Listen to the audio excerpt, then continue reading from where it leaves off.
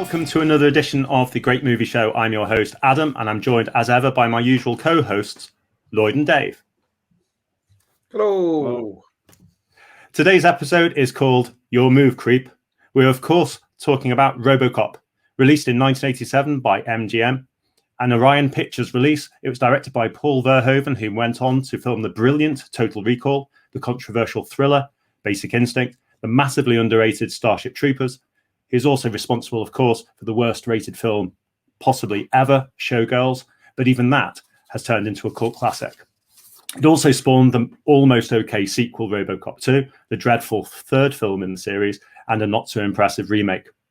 Written by Edward Neumeier, who also went on to write Starship Troopers as well, and Michael Milner, the general story is simple. In a crime-saturated Detroit, a killed cop is made into a cyborg law enforcer and has his memory wiped. But he's haunted by memories of his former life and the people that destroyed it. There's a lot more to this film than that, from subtle humour to commentary on consumerism and other big issues. It's dark and edgy, but also fun and doesn't take itself too seriously. So guys, starting with the story, how do you feel that it promotes consumerism or attacks humanism? I'll let Dave field this one. It's an expansive question. It's a two-parter as well. Listen to it, how he led in with the questions. Well, you got to think, did he say discuss, explain, detail, or what? And then use that to formulate your answer. So obviously, I mean, consumerism, it uses obviously a satirical kind of adverts spliced throughout the main kind of plot of the movie to make a point about society and kind of terminal decline. It's about, it's about the privatization of the police force. That's the central kind of premise, isn't it? Detroit is falling apart. And then what was the second part of your question? Have I covered both bases already? Partially. I mean, I led in with something a little bit heavy because of the nature of the film. I mean, I watched it again this morning, and within the first 3 or 4 seconds, you kind of know what you're getting. You've got the theme music kicks in, the really heavy title of Robocop, and then it pans across, doesn't it, Detroit, which I think, ironically, it's set in Detroit. It's the only shot of Detroit that you see the whole movie because it's filmed in Dallas. And then it leads into the news program. So it's at the very start, it's kind of nothing to do with the film. It's, I think, the third story, isn't it, on the film bulletin that actually gets the news bulletin that gets to the relevant story. Yeah, but it kind of it gives a feed into the desensitization that either civilization or local populace has been exposed to, and then obviously led to being desensitized to the violence. There could be a crime next to them, and it's just like it's modern life, isn't it? It's just the day to day. And then this Delta City, this OCP corporation are coming in to like clean things up, clean up the streets, privatizing the police, when the other side of it is they're just there to make money. They're there to basically kick out. They're basically just there to move everyone from Detroit out of Detroit and just build this lovely Delta City of the future. And it kind of does give you that sort of little feed in. What I love about it is, I'd say in a lot of films that try and do that kind of sci-fi dystopian thing, they normally start, don't they, with some opening monologue or something. Yeah, narration. Yeah. And November 2019, like that sort of thing, isn't it? Absolutely. And what you get in just those sort of 3 news articles, whatever it is, exactly what the film's sort of talking about. As you say, it's talking about, I think there's unrest in South Africa, and they're talking about using a neutron bomb on the people. It's escalated so quickly. Somewhere, isn't it? Yeah. Then it cuts to a sort of slightly calm, and funny story about the president and how it's a serious topic because it's on the Star Wars project, as was back in the 80s. But I think they lose gravity, and so everyone's floating around. Yeah, and then space station, isn't he? Yeah. So it sort of goes from there to sort of, there's a bit of whimsy there, and then it goes back to the sort of meat on the bones that this is where we're at. We're set in Detroit. There's real issues with the privatization of the police force. You've got Dick Jones, who's unsympathetic and quite corporate about it, quite cold. There's reference to this guy, Clarence Bodicker. And then it goes into the film. And I think that works so much better than a simple, scrolling, recap of what's gone before or whatever. Yeah. It's letting you write the first the sort of prologue to the story, isn't it? Rather than it being spoon fed to you. Absolutely. Like you sometimes get with the rolling credits or the narration at the start of a movie, especially if it's a dystopian one. There's always that explanation. So it's nice that it just gives you a little bit of a snapshot. You can make of it what you want, and then jump straight in to a bit of the get the action rolling. And Dave, so what is the location that Murphy arrives at? He arrives at? Yeah, what station? What's the name of the police station? Yeah. God knows. What is it? Or the area? It's Metro City West. Is it Metro City West? And he's come from Metro City South, and I think you're supposed to believe that Metro City South is that nice suburban area where not much happens. And Murphy's come over to this really tough place where there's mass unemployment and dissatisfaction, disassociation by everybody, and he's literally, the moment he arrives, he's sort of welcomed to this horrendous situation. Even his sergeant doesn't really care and says, you're going to have to work here. Here's your locker. Well, their reception, you won't go into the reception of the police station. It's not even the booking room, it's everything in one, and it's just absolute mayhem and chaos. There's a little homeless woman offering like the sergeant some tea or coffee. I don't know if she's meant to work there or what, but she looks like she's homeless. There's like criminals, coppers, all sorts like coming and going. It's absolutely just, it kind of demonstrates how swamped they are. It's almost a metaphor for how the swamp they are generally as well. Out in the streets, they haven't got enough people to deal with it. And they've shown it in a little snapshot of what their sort of central hub's like, where there's just not enough people to do anything they need them to do. Yeah, but I know, I think I paused it just after then, and it was only about 6 minutes into the film. And they're in the lockers, and they did that nice little sequence of walking through with Murphy, and he gets his kit and he's talking to one of the guys, and then there's other people interacting around them. It's almost like a sort of walk and talk from like the West Wing or something like that, but set in this dystopian police unit. And he gets to his locker and he hasn't even opened it, and then they come in and they remove the belongings for Fredrickson. And that links really. It's Cecil as usual, but it's really nice, isn't it? Because it links back to the one of the stories in the news that we heard about the Bodyguard's responsible for 31, and what was it? There's a number of people dead, and one was really like good luck, Frank. Good luck, Frank. And it circles back and he's died. And I thought, like, I paused it after that, and I was like, we're 6 minutes in, and it's perfect. The start of that movie, the way that they do it's all set up so nicely, and it's only taken that long. I mean, it's not a long film. I think it's only about like an hour and 40 minutes. So I suppose the pace has to be up there. But it's good, when you think of some movies that are 3 hours long now, and they've got about 40-minute setup to the first real thing. It's nice to see. Well, do you know the name of the old man? He's just the old man. It's like some films where you don't know. It's like, was it Tenet, where he's just the protagonist? You never learn his name. He's credited as the old man, but I'm sure they called him something during the movie. No, I think he's the old man. I think they might refer to him in different ways, but yeah, it's the old man. And I like that, because I think his character's a really interesting character, because there's that kind of humor about him. Yeah. I'm very disappointed. Very disappointed. He reminds me. Do you know who he reminds me of? He reminds me of Commandant Lassard at a police academy. Yeah, he does look it. many people. But when they go up in the lift and you see it's Bob Morton, isn't it? And Johnson and poor Kinney, riding up in the lift, and they're saying, it'll be the Ed 209 thing. And then you see what, to be honest, I don't know if you agree or not. The graphics for Ed 209 at the start don't hold up too badly. That first scene, it's not too bad, is it? Stop motion, providing your background's all right, and your frame ratio or whatever, the amount of frames you're using, as long as you're not integrating real people or other things, it's a real thing, isn't it? It's a model, so it's gonna photograph and film very, very well. So it will do, but then as soon as you start putting it with other things, you've got scale issues, color issues, tone issues, and that sort of thing. But at the same time, it's still better than, I'd prefer that than CGI.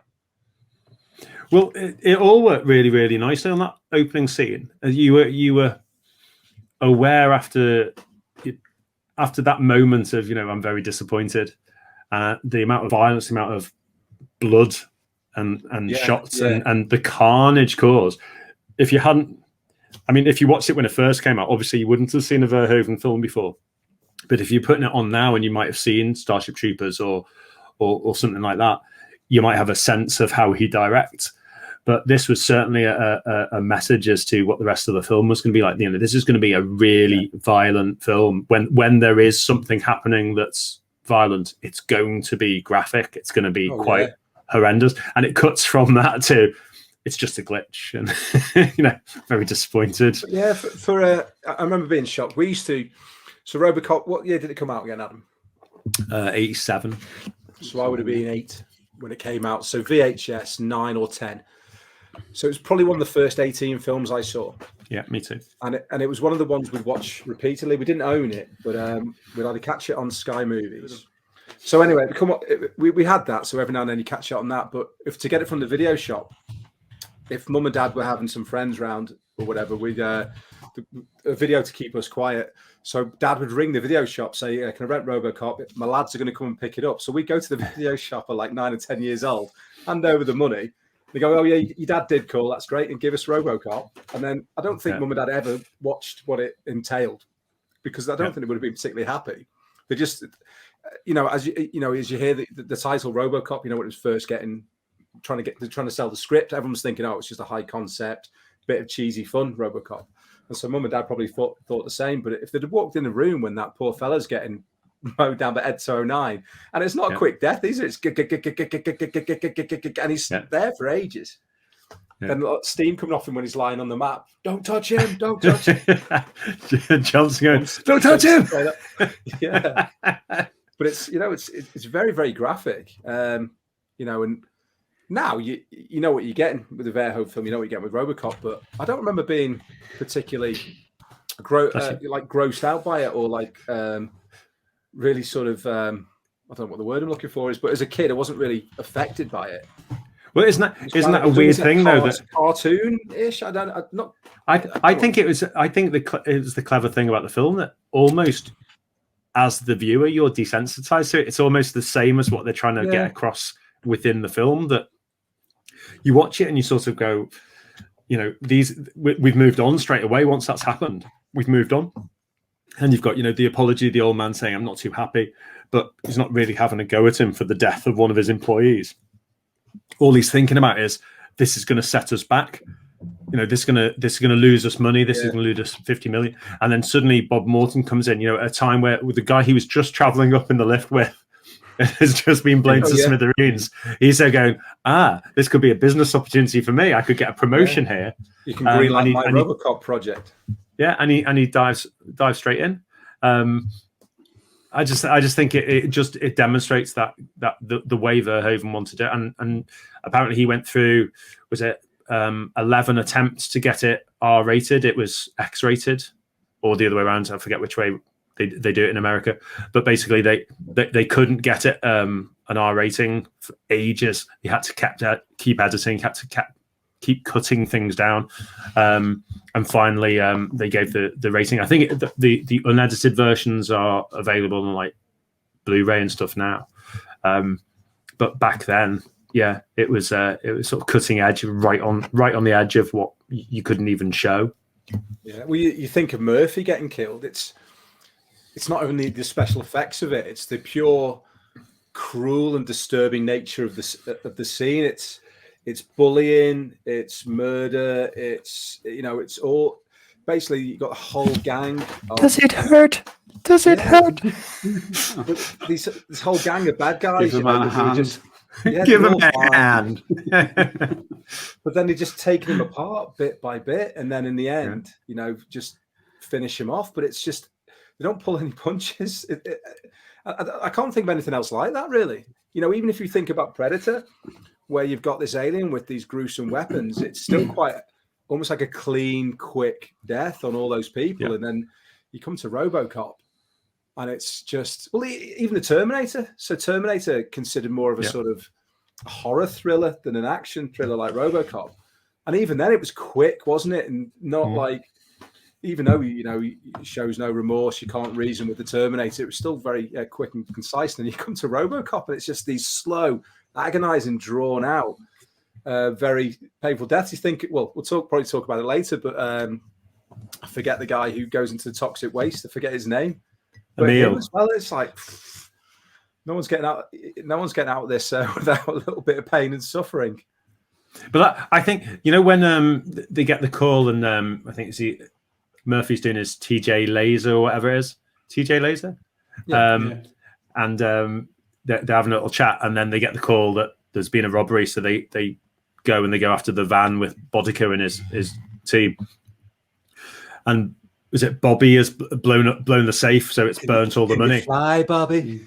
Yeah, and exactly. So it's one of his team. You've never really met this. You've never really seen this guy, and he's like, right, go. I know how to get rid of the cops. I'll use one of my annoying members of the team that's let me down, and just kill him by throwing him. Exactly that.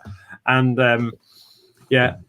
I do think in that scene, the only thing that lets it down is Emil should really be checking his wing mirrors at all times because he needs to lose sight of a vehicle. It's like, where's he gone? Yeah. I don't know. Oh, he's on this side. Yeah, we've just fired 50,000 rounds of ammunition onto an empty road because we assumed the car was going to be there when we opened the doors again. Oh no, he's here. Right, okay. Miguel Ferrer read originally for Dick Jones and thought that that's who he was playing. Oh, right. Yeah, it's like almost walked onto set, didn't he? Yeah. And they'd written it apparently where he was a really quite nasty character.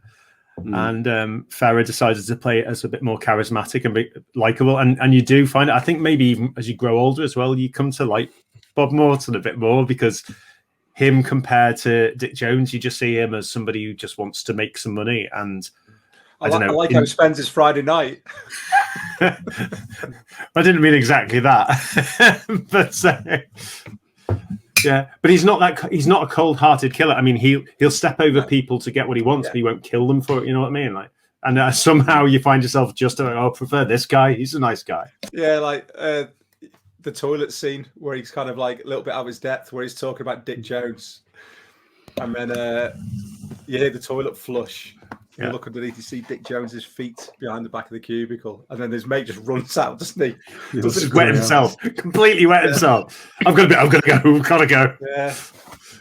And then it's a bit uncomfortable again. It's good though because it's just edgy because he gets in close, doesn't he? Like really sort of uncomfortably close to Bob, and then just grabs his hair. Back. Then he pushes back. He's like kind of like goes, he fights his own corner, but it's obviously he's not been around the block so many times in terms of corporate indiscretions and other things as Dick Jones. He's kind of still on his way up and learning, isn't he? So he doesn't know what he's dealing with, and he doesn't know what this Dick Jones has done throughout his career. So he doesn't understand what bear he's actually poking here. He doesn't know what he's messing with. So I've got a question for you, Dave, and you should know that it was coming. Right. Based on previous episodes.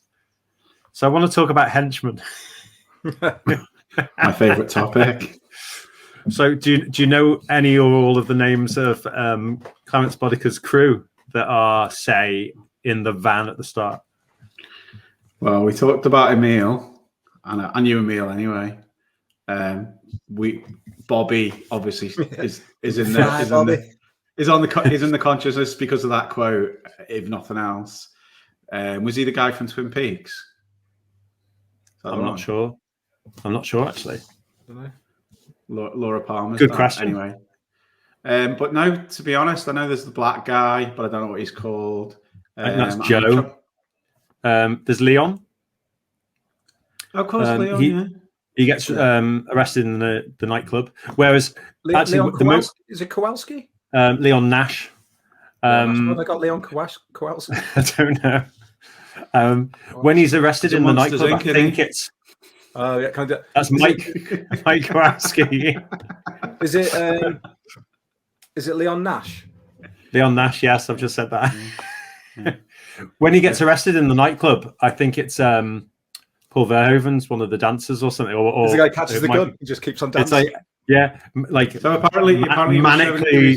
he was showing the crowd what kind of performance he wants, and the editor thought it'd be funny to include it in the final movie.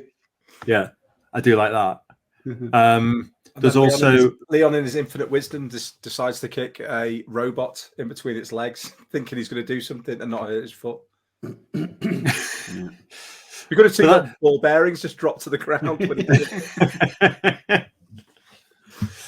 But I think that's the thing with the film is that they've got a couple of main guys. You know Joe because of his laugh, because the way his character is, it's that kind of high pitched laugh, which I can't do an impression of. I'm sure one of you will try. You got Emil, who's like one of the main guys. Leon, you kind of remember, and then it starts sort of fading off as if they're just less important. They're not important to Bodica. Why they important to us? There's going to be photographs of these henchmen appearing, isn't it, Lloyd? But that's it. There's no more. That's it. That's all the guys on the. There's a guy, Calvin Jung. With the bad yeah. But I don't think there are any other sort of main characters. Doesn't Lewis take him out in the factory though? Yeah. I think he's like the first person that she takes out. Yeah.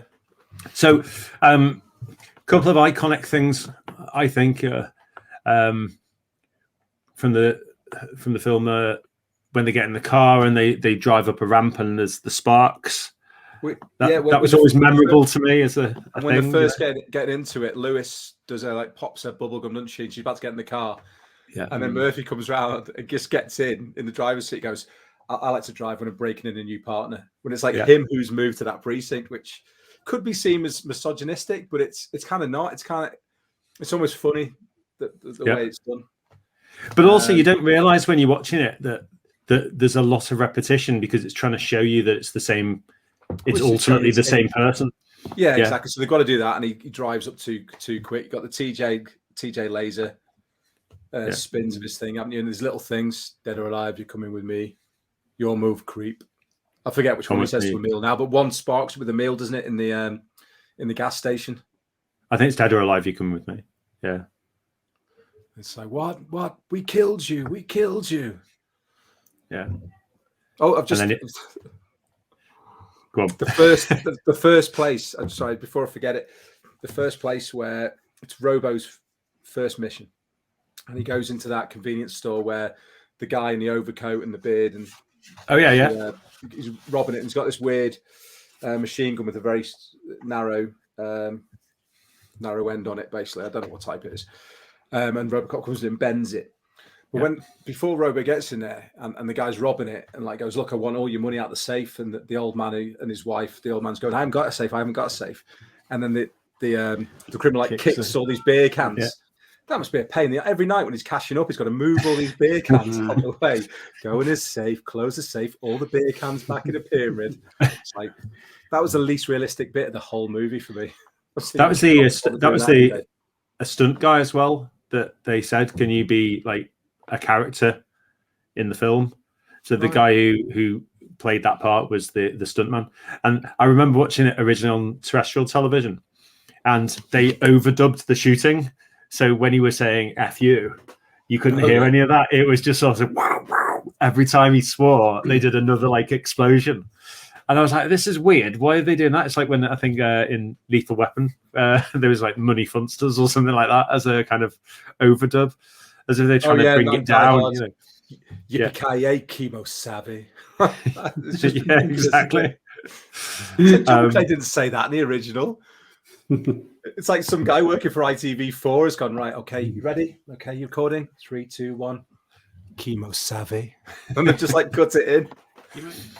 So one of the things about the violence that I think works quite well is the scene of Murphy being killed is so horrendous, as you said, Lloyd, that I think it's the sort of thing that kind of would transcend any memory wipe that anyone was purporting to give any brain. You know what I mean? Like as a viewer, I think you can watch it and think that's the thing that would always stay. It was so harrowing. It was so close to his death that he would remember those people, that would remember those moments, even if they wiped his brain. So I think it works quite well that that's the thing that kind of haunts him, that memory of how he died. That they mean, they teased him, didn't they? They didn't just. Oh yeah. It wasn't even torturing. It was like teasing. Shotgun to the chest, shotgun here and there, little individual bullets. Take his hand off, and then he's still allowed to move around. And then they take him down again, and then it's just in the end, it's almost Clarence doing him a bit of a favor, isn't it? And just puts him out of his misery, but still in a really teasing way. Was it? But the way they shot that, and this is the thing that I think Verhoeven does really, really well, is he went from that kind of action sequence, that really violent action sequence, to this kind of sterile medical procedure period, and then straight from that into the birth of Robocop, and that, the thing where it sort of went dark and then it lights back up again, and it's like his consciousness closing down and then opening up, and then you see him sort of, with the cover over, and they lift the cover off, and it's obviously a Christmas party, and then one of the scientists or whatever engineers kisses him, and I was like, ooh, and I remember watching that, thinking, this is really clever the way this is doing this. I don't know what this guy looks like or where he's up to, but you can feel the sort of development, and they even have that moment, don't they, where Bob comes in and they say, we managed to save the arm, and he was like, no, get rid of the arm. Like, but we've saved this man's arm. It's like, but he's ours, and we can do what we like with him. Well, so Johnson's cold then, isn't he? Because Johnson's just like, he signed a release form when he joined the force. Technically, we can do whatever he wants. He's legally dead. Yeah. And then, you were saying about sort of, you get this sort of like, his consciousness shutting down and almost like a rebirth to Robocop. And then the film itself reveals Robocop in these layers. So first of all, what he sees, and then there's a little bit behind mesh and behind frosted glass, sort of a little bit in a mirror, and a little bit behind plastic. In a very, I might not get the order right, a bit behind plastic, and then the precinct. Yeah. I think you hear him, don't you? Hear his footsteps. You hear his footsteps before you actually see him. Yeah.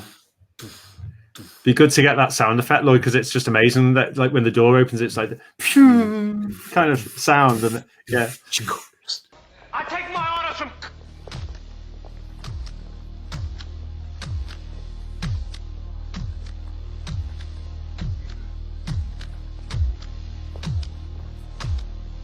I always think this with Verhoeven, that some of the special effects things that he does or has his team do, they probably shouldn't work, but they seem to work so well. They're not real, they're overdone, but somehow it works better. Like you were saying, like, rather than having CGI, it's and you get it. Total Recall's a really good example of that.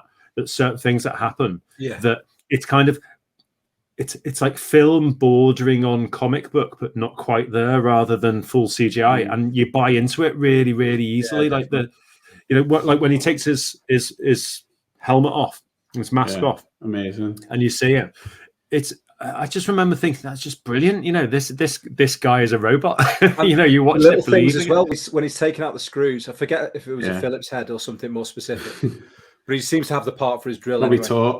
Probably talks. You never got a bloody talks. Must be like a T9 or something like that. I have to go to B&Q now and buy a whole tea set just to get my helmet off. For God's sake, he's in there at B&Q going. That would be amazing. That would be amazing. That Lloyd, if he'd said, "Lewis, have you got a flat head?" He takes these screws out, and what was good, they didn't just cut any corners. The screws were sort of that long, which is kind of showing it's screwing right into some sort of Android thing where they could have just just taken the easy way, and it's a little screw coming out of something that long or something. But even that attention to detail was really good. Yeah, absolutely. This has only just occurred to me. Is that a really subtle reference to Frankenstein? Could be, yeah. Yeah, the bolts taken out. Yeah, maybe. Yeah. So whilst we're on the subject of the suit. There's a few stories, a few things about the suit. I remember when I first watched it, or my memory of having watched it, I thought the suit was just like a silvery grey. But more recently watching it, it's like a kind of purpley blue. It's not a normal sort of metallic colour at all, is it? It's kind of a sort of more thematic thing, really. Well, it was presumably a choice made due to lighting more than anything else. I would Are you saying it's like an iridescent XR2i? You might see that some boy racers got these days. I suppose so. These You're days, aging yourself now. An XR2i these days. That's a souped up Fiesta, isn't it? The old boxy one. But one of the reasons why Peter Weller was chosen, not just because of his acting skills, but they talked about having somebody like Arnie at one point, and they just said he would just look ridiculous in this suit. It's too big because it's too going big. on, need someone slight because everything you got to believe there's no one in there. It's basically a robot. Yeah. It's going to be too big because there's so many parts of it. I believe when he first were putting on him, it was like 10 hours to put him in. Yeah, to put him in costume. And he was losing some like 3 pounds of weight a day on water loss. Weight, yeah, I've heard that. Yeah. And they ended up having to like install some sort of like fan in there just to kind of keep him cool. And he couldn't wear the full suit in a car, which is ironic because he's driving around a lot. So apparently he was like in his underwear and his top off. Yeah. I just like the idea of filming that. Is there just like it's like somebody zooming now when they're in work. Talking allegedly. Talking about just in me Robo pants. Lewis, Nancy Allen, to feel more masculine, started wearing men's underwear, didn't she? Oh, really? In the movie, allegedly. So she realized she wanted to just like really get into the part. It's a tough woman, but she wanted to feel a bit more. It's not right to say it these days, is it? But like there, she was probably thinking, I want to feel a bit more masculine so I can fit into a masculine role because it was very polarized back then, wasn't it? And so Lewis was crossing over at almost a genre. So she wore like boxer shorts to make her feel a bit more, tough, I guess, and more, more sort of gritty. I don't know if you did that. I might have did you hear the story? I quite like this story. I want it to be true. Is that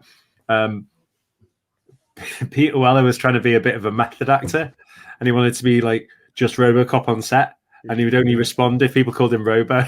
Everyone was just laughing at him, saying, "You're not Robocop, stop it!" And he just gave up, going, "Oh, you're all idiots." Wasn't it Verhoeven who just refused to do it so that he just like could have no dialogue with them? Was he on the verge of getting fired as well? He did. He had a massive Robo strap. Because because he's like a method actor, he basically thought of his own concept of how Robocop should move. So he'd gone and trained with some classical mime artist. It was mime artist. It was a mime artist. So he'd come back in and he was showing all these moves of almost like ballet. Yeah, Robocop pulling up. For anyone listening to the podcast, Adam's currently doing some mime movements. Sorry, continue, Lloyd. And so at first when he was showing it was completely not with the vision of Verhoeven and everybody else producing the movie. However, there are still some elements that he does bring in as well to it. But he had to completely change the way he moved in the suit because he didn't get it till 3 weeks into production, and he was supposed to have those 3 weeks to get used to moving in the suit. And the suit was so much heavier than he was expecting, so he had to completely redesign, for want of a better word, the way he moved in that suit. It is good though, because it's like it's elegant robotic, isn't it? Like when he's in the factory and he's moving, and moves different parts of his body independently. It is, it has worked. It is a really good performance. So on the factory scene, which is like the sort of biggest cocaine factory that's ever been in a film, I think, and they had loads of problems on set with the automatic weapons that they were apparently locking after only about 3 or 4 seconds. So that's how long they had to film each bit. So the reason why it's so fast paced and it chops constantly is because of these issues they had. But it works so well because I remember watching that. I think it's just frenetic, everything from all angles. It cuts constantly to this, that, and the other. And it's like our show. I've only got when I'm editing, I don't really work with 5-second segments at a time. And that's what it is. So dramatic. That's because that's how much. That's the maximum amount of coherent dialogue you get at any given point. Yeah. I want to ask you guys your thoughts on this. Though, isn't it, Adam? It is, and there's so many different parts to it because obviously there's the fact that Boddicker's thrown his weight around with these other cocaine dealers or producers. Dips his fingers in the wine, doesn't he? Yeah. And this is all going on. It's just brilliant. Before like Robocop's turned up, and then obviously they're together against him, even though they're completely opposed. They were just about to shoot each other probably when he comes in, but they're opposed against him. And then you see the sort of, I suppose, the benefit of Robocop over a normal cop because of the way he's able to see everything around him and work out all the distances as well with bullets. Yeah. You can just see a lot of powder flying all around him. There's these bullets just going left, right, and centre, and loads hitting him as well. But it's also got that air of inevitability about it, hasn't it? Because you know what it's kind of going to end up leading to. It's going to end up being him with Clarence Boddicker, and he's going to kill him, and then you find out something else that's going to change things.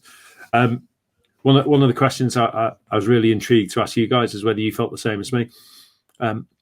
Who would you say is your favourite? And I don't mean the most likable. I mean, who's your most favourite character from Robocop? Lloyd. What were when you watch the credits, Adam? What were the names of the of those two that were in Bob Norton's house? Hooker A and Hooker B. Booker T. And Hooker T. I hate Johnson, but I kind of like him as well because he does amuse me, especially with tastes just like baby food, that sort of thing.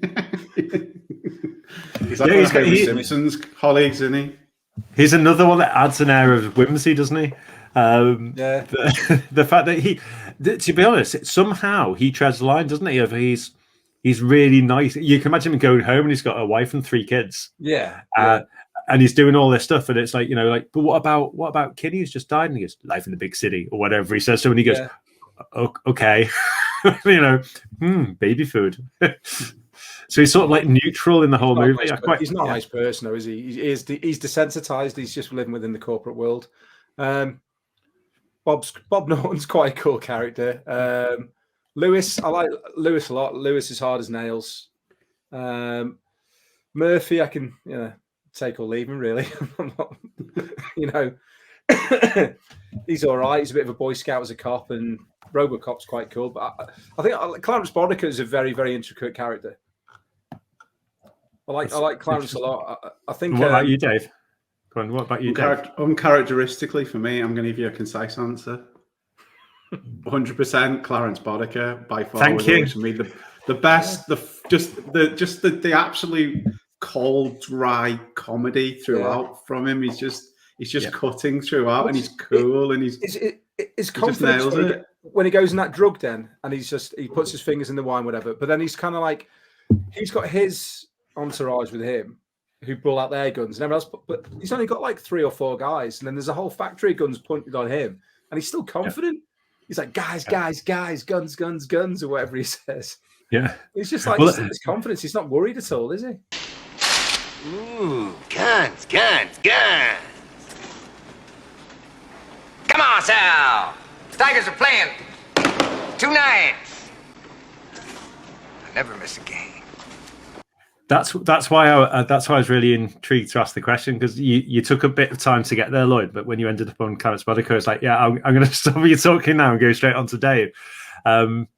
I think by far the most interesting and amazing character, that perhaps the least likable character in many ways, is Clarence Boddicker. But so much to him, so much depth. They chose an actor, didn't they, who was not known for that kind of thing at all, completely straight-laced. And a lot of the stuff that he did was improvised. So that's the way I fly Barbie, spitting the blood, yeah.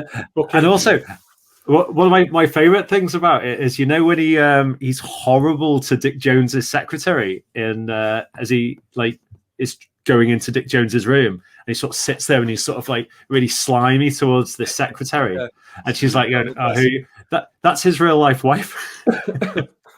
Is it his wife? His own wife? That's his. Yeah, it's. That's why he's probably doing it then. The actor's wife, but there's something about the way he portrays that character. He's from start to finish. He's this horrible person, isn't he? So even when Emil says, "What do you mean you want us to drive slower?" the first scene that you see him, and like hits him really hard, doesn't he? So like, how dare you question me? Then he throws this guy. Then he does that, shooting him in the hand and says, give the man a hand. So he's making little jokes even when he's just hurting somebody, killing somebody. All the way through, he just doesn't care. And even when he's been thrown through all the windows and stuff in the sort of cocaine factory, he's still got that kind of air of there's something. That's the only time where you think he thinks he's going to die here. He's got to do something different. He's doing get out jail free card now, isn't it? I've got to play this card that I didn't want to play. But it's the only time in the whole film that you kind of feel like he's afraid of something. And he's not really afraid any other time. Even like right up to the end scene, he still thinks he's gotten beat. Like that. Leon's got the crane over him, hasn't he? He still feels like he's in control and he doesn't care at anyone or anything. I think it's such a good character, such a good bad guy. Yeah, he's brilliant. And they went, and complete sort of almost oxymoron for him to go and work on that 70s show. It's played that character and I'll play the dad on a comedy, very light-hearted thing. But that's what it works. That's why it works to use him in that role anyway. Yeah, and even down to that they had the glasses, didn't they? There was the idea of him looking like was it Heinrich Himmler or something? Himmler, yeah. So they knew exactly. He didn't realise that, did he?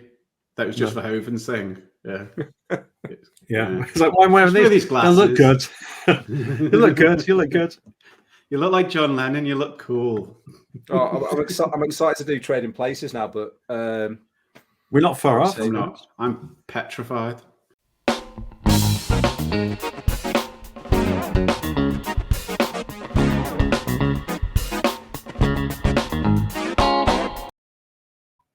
Lloyd, question to you. What is Directive 1? Serve the public trust. Do you know where that came from? Isn't it part of the? I don't know. Like you've got the doctor's thing, whatever it's called, isn't it? The police equivalent. Allegedly, it was in a fortune cookie. Is it? Yeah. Dave, what is Directive 2? Protect the innocent. And Lloyd, you must have the easiest job in the world now. What is Directive 3? Uphold the law. Thank you. What about the fourth directive? So, Dave, it's a double part question. What's a directive, Lloyd? What's a directis? Directis for... This is embarrassing, isn't it? Come on. So, Dave, what is exactly Directive 4? That he's not allowed to I think, hurt or kill an employee of OCP. Yeah, I think that's pretty close. Pretty close. Thank you for the amendment. For those who are listening on the podcast, it makes no difference what's coming up on the screen. I quite like with the Directive 4 part that it just added a little bit of extra intrigue because you kind of knew that sort of what was going on, but you didn't know exactly what it meant. And I think that was another thing that gave that kind of air of invincibility to him and to Dick Jones as well, wasn't it? And I love that as the sort of the end scene where he's like, Dick, you're fired. It's like, oh great, yeah. Directive 4 has gone. Do you think it's a little bit disconcerting, the complete lack of safety glass on the top floor of a skyscraper? It's not like a stocks and trades building, though, is it? So they're fine with it. I was reading as well. The infrared scene. Do you hear about that? The one in the mayor's office. People were naked to save money and not have to buy an infrared camera. He made people film the scene naked, and he did something to set the same effect. Yeah, they were naked and painted with fluorescent body paint, and he filmed it with a black light because he was like being cheap. Which I'm sure they were delighted about. I also like the idea that that brilliant scene where he's walking out of the station and they throw the keys and he catches it. And it's like really cool. He catches the keys and carries on walking. Apparently that took 50 takes because he just kept Robbery or something. Kept bouncing off. Yeah. I just love the idea of leaving all of them in. Yeah, You just say, "Mother!" last chance. At the end of the day, last scene is like, yeah, I got this, and just flies over his head. I would suggest a modification involving his spike might be a lot easier. Mind you, he'd have to have it. He'd constantly have to have his finger in the hole, wouldn't Magnet hands, or your spare change as well. And a few like watches and coins. But it's funny, like you were saying how young you were when you first watched it. I remember, like, because I was similarly that young. One of the things that like really appealed to me was, you know, that when he sticks his middle finger up at somebody. Like, I found that really amusing because I was like 9 or 10 years old and I was watching it. And I think there were little moments where that kind of levity really helped drive along the story, and again bring you back to that desensitizing thing. They added in loads of the, all of that stuff with the the humor, or the video clips, or I think it was, you could buy was it a Jensen or a Suzuki heart or whatever it was. And remember, we care. All of that was added just to add to that levity, that kind of, it's not as violent as you think, it's not as bad a film as you think, there's some light to the dark. And I don't think there's many films that do that, really. That are so serious, and then they have those little real, like, complete, like, I don't know, fadeaways to something like that, and then it returns to the serious thing again.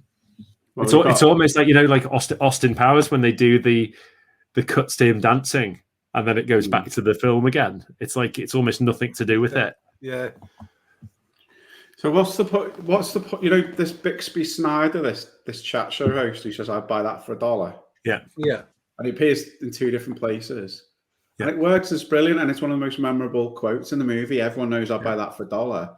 But there's literally, in context, there's literally no significance to that, is there?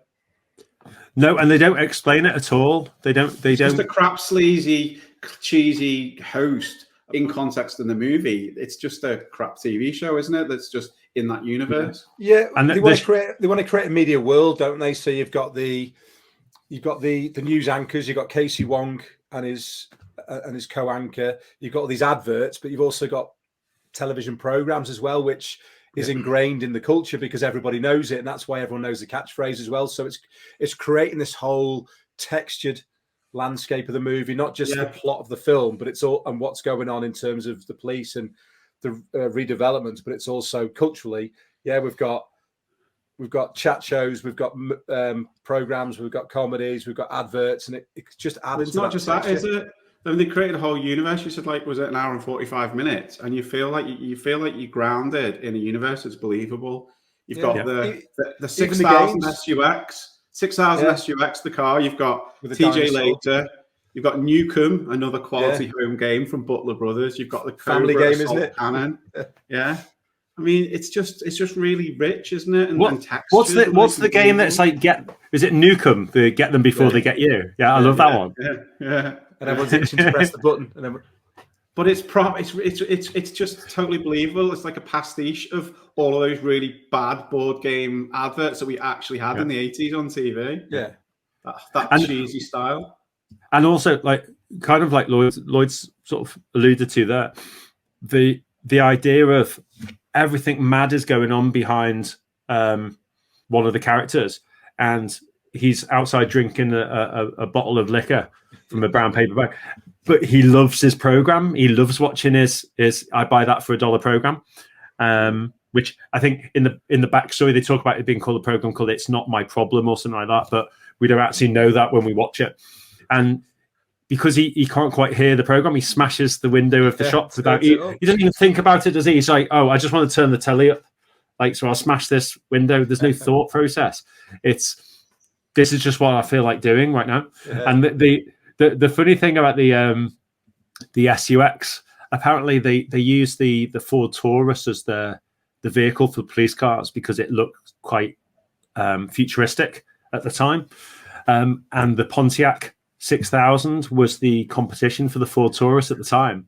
So as a kind of like a dissing of the Pontiac, they call it the 6000 sucks.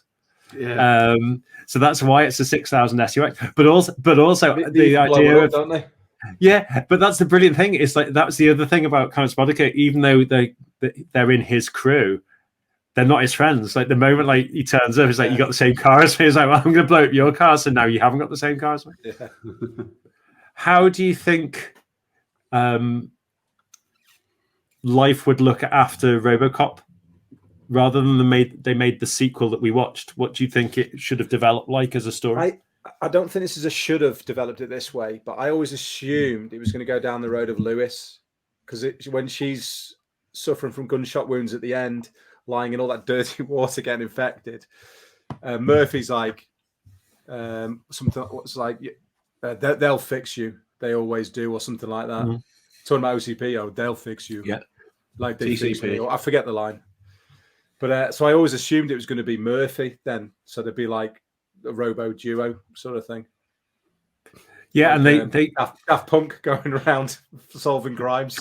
I thought you were saying Robo Jewish then. That's something completely different. You do know there's a Robocop sequel in development and has been since 2018, which is a direct continuation from Robocop 1, and it forgets anything that happens after. Oh, Robocop 1. Yeah, so it forgets about 2 and 3, the crap sequels. And the remake as well. Yeah, and it's going to be called Robocop Returns. It's been in development since 2018. And Neil Blomkamp was attached to it for ages, but he eventually dropped out. That would be good for the tech aspect, wouldn't it? Yeah, and I think it's still happening at some point. Oh, and they'd clearly use a certain actor if that was the case, wouldn't they? One of Dave's favourite actors. Get down. Well, Sholto Copley. He was on my mind for this role, but there's all sorts of associations, isn't there? Chappie. Was he in Chappie? Yeah, he was Chappie. He was Chappie. Yeah, exactly. So that's why I couldn't. I mean, we'll come on to talk about it. I'm far more predictable than you guys. Have you seen Chappie? My brain just goes. Who's ever played a cyborg? Let's just write them down. So, at what point do you stop being human and you become just the robot? And I think in these sorts of films, especially with Robocop, it says like the human always remains. That'll always kind of win through. You might be completely robotic, but if you've got the human brain, it's that issue of exploring soul, isn't it? Because the human brain's a CPU in all intents and purposes. The one thing, does the humanity remain in that android or that whatever it is basically it's the free will element. I think the conscious, the ability to make free thoughts.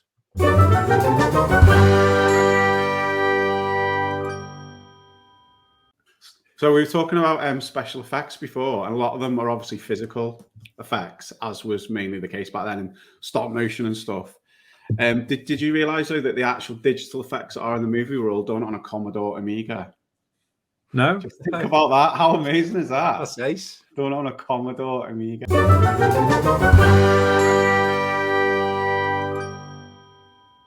Yeah.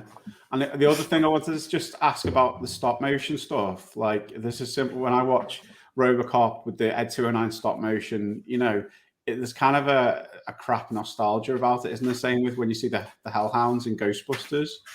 It's a bit crap now looking back, but you kind of forgive it. Yeah. But I've always wondered, like, it's the same thing with Ghostbusters. If they were going to do some kind of anniversary kind of re-release and they actually went to the effort to redo those special effects, do you think that it would benefit the movie to redo the Ed 209 scenes fully digitally? No, because it's already something. No one's coming to it fresh, are they? So there's no point, and you do lose something. You lose the nostalgia of those bits. So Ed 209 was a kick-ass design, though. It's brilliant. The stop motion might do it a bit of a Bell helicopter, wasn't it? Oh yeah, a bit of our microphones, a bit of everything on there. And one of the actual funniest bits in the whole movie is the end. Do you remember that? It comes down the stairs. When Ed 209 dies at the end, do you remember? The kind of comedy just kind of slowly kind of starts falling down, like it starts almost like whining. Yeah, you wouldn't do that these days. It's like this sound of a jaguar and the sound of a pig, and then was it one of the producers' voices as well, like all together? So 209, I think it's brilliant.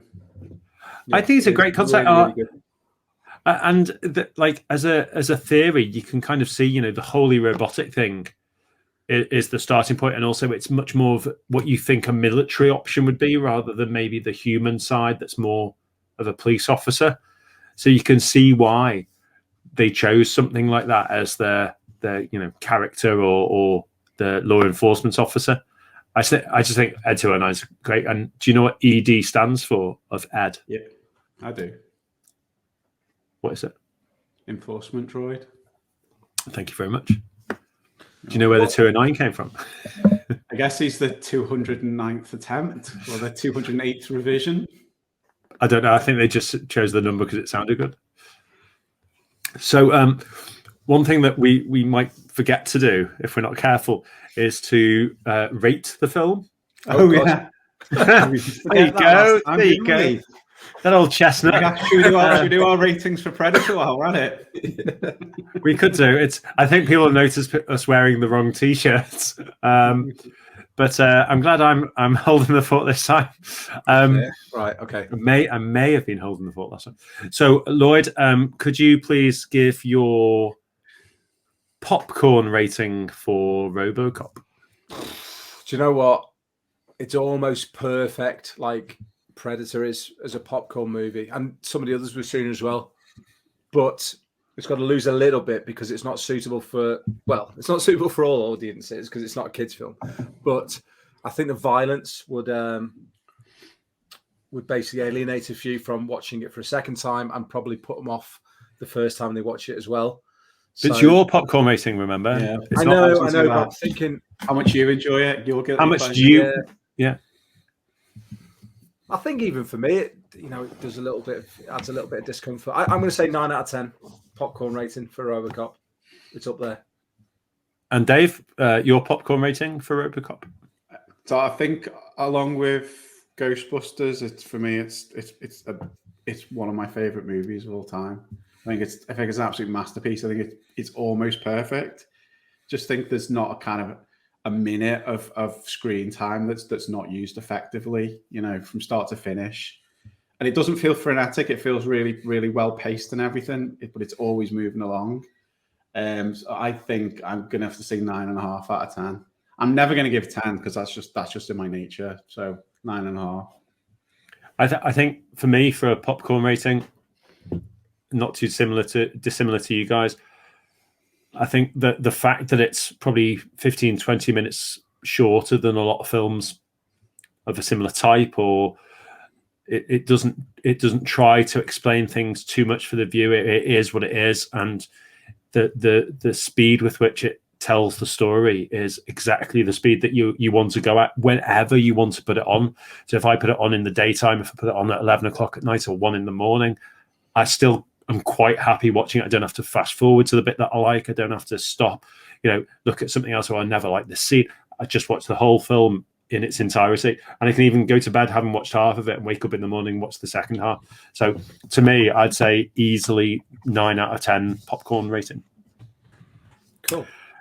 So having done that, obviously we're now looking at film rating. This is compared to every other film that anyone's ever seen. What you think it is in terms of how it stands up to every other movie. Generally, is it a filmic masterpiece? Is it a film that you like but you know that it's rubbish? What would you give the film rating out of 5 stars, Dave? Well, I think the first thing to say is pretty obvious that hopefully no movie that we're ever going to talk about here is going to get a low critic rating, although I guess there's always some potential. We're called The Great Movie Show.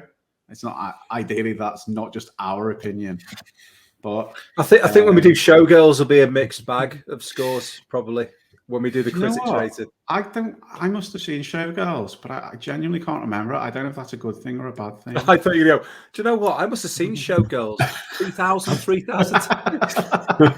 I thought you were going to say that. Yeah, that's why my eyesight's so poor. And you sit half like down one side. Yeah, so I mean, Robocop is considered to be a masterpiece. It's in I know I've got the 1001 movies to watch before you die. It's in there, and there's that spans 100 years of cinema and so many genres and so many classics. And out of 5 stars, we're talking about 20%, 40%, 6%, 80%. I can't give it 100% for obvious reasons, similar to what I've just talked about. So it's going to have to be 4 out of 5, unless I push the envelope and give it 4.5.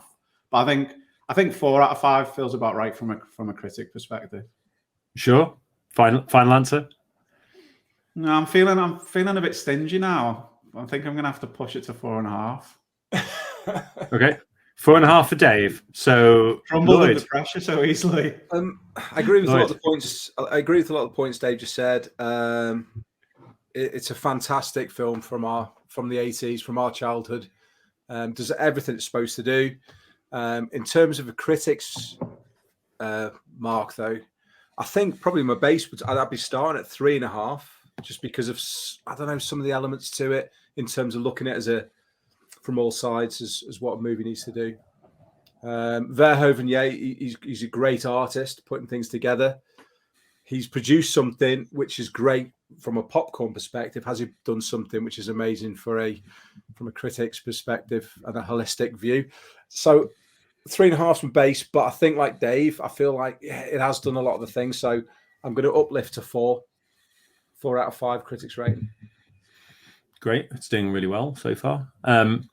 I don't disagree with a lot of what you're saying, but I was starting at 3.5.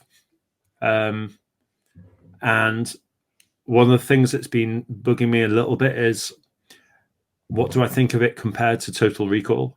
And maybe that's unfair, but I was thinking of, is it the best film that Verhoeven's made as far as I'm concerned? And it isn't. I think Total Recall's a better film. I prefer watching Total Recall. I think there's more going on. Maybe it's the theme rather than the way it's made, but I'd probably put Total Recall at 4 out of 5. They're different though, aren't they? Because Total Recall is more immersive, and you sit there and you feel it. Where Robocop is a short film, very snappy, very violent.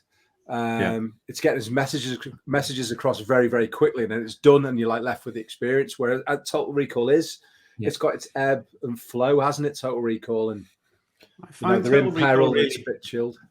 I found Total Recall really cheesy because of Arnie's performance and his accent. I find Robocop a lot more credible.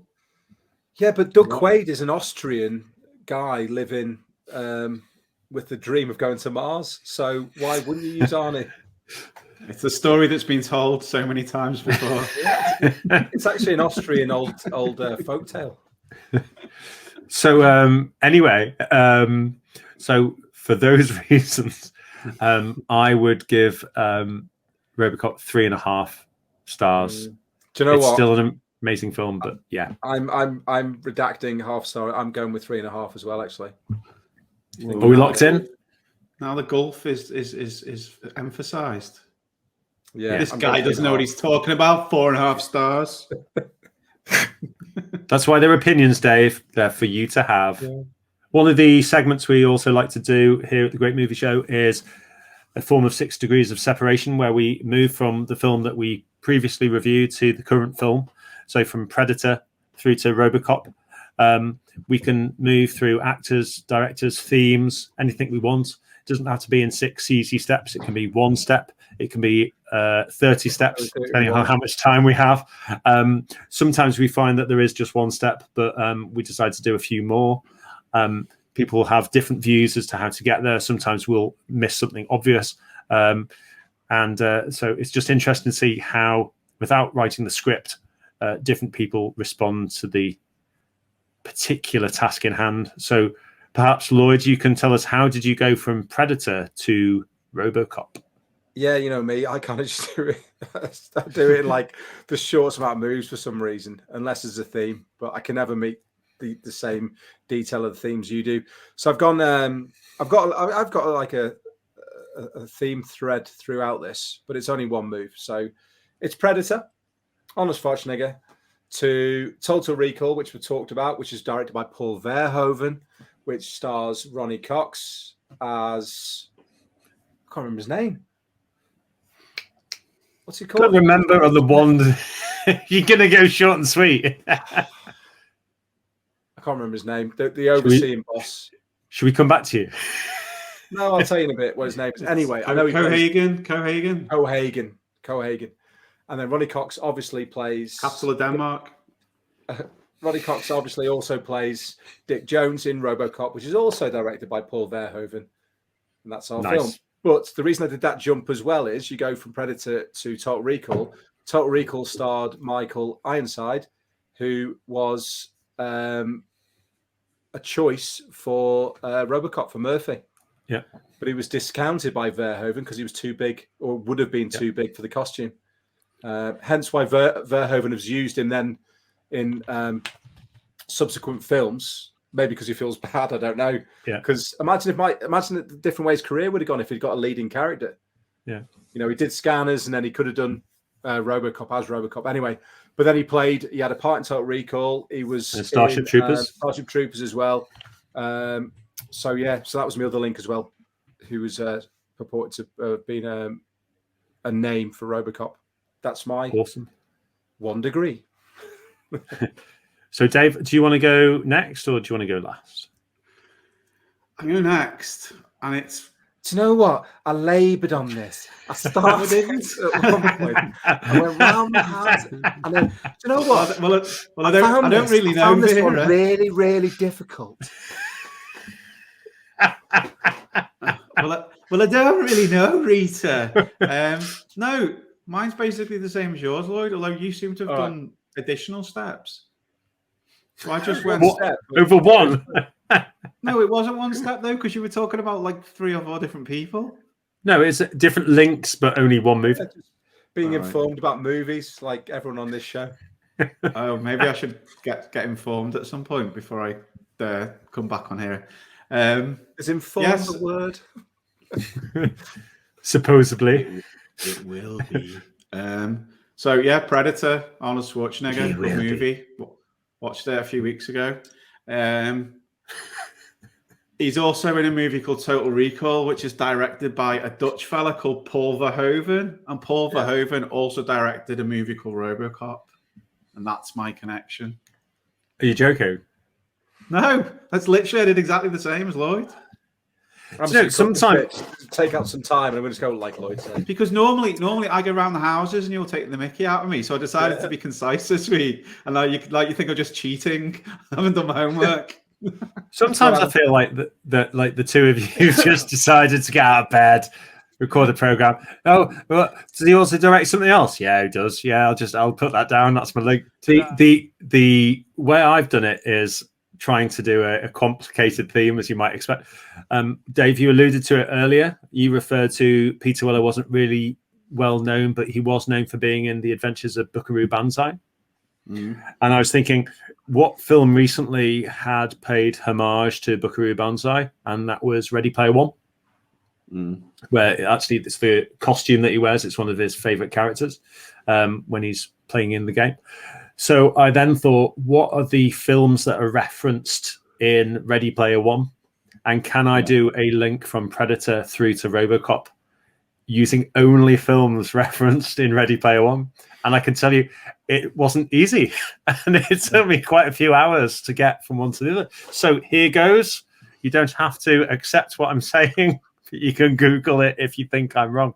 So Predator starred Arnold Schwarzenegger, who was also in The Last Action Hero. Last Action Hero starred Ian McKellen, who played a character called Death. Lloyd, you'll know that because you watch Last Action Hero quite a lot. Yeah. Ian McKellen was also Gandalf in Lord of the Rings, which starred Sean Astin as Samwise Gamgee. He also plays Mike or Mikey in The Goonies. There you go. Also in The Goonies was Joe Pantoliano, who was Francis Fratelli. He also played a character called Guido in Risky Business with Tom Cruise. Tom Cruise played Joel Goodman, but he also played Jack in Legend. Legend also had Tim Curry amongst other people, but it had Mia Sara, who played Lily, and she was Sloane Peterson in Ferris Bueller's Day Off. Ferris Bueller's Day Off also had the brilliant character Ed Rooney, who was played by Jeffrey Jones, who was also Dr. Walter Jennings in Howard the Duck. Howard the Duck also starred Lee Thompson, who was called Beverly, and we know her best as Lorraine Baines in Back to the Future, which starred Christopher Lloyd as Dr. Emmett Brown, who was also John Big Butte in The Adventures of Buckaroo Banzai, starring Peter Weller from Robocop. So that was my 19 degrees of separation on a theme. So that brings us to the end of our show today. Thank you for joining us. Don't forget to like and subscribe and all the other social media gubbins. Till next time. That's a wrap.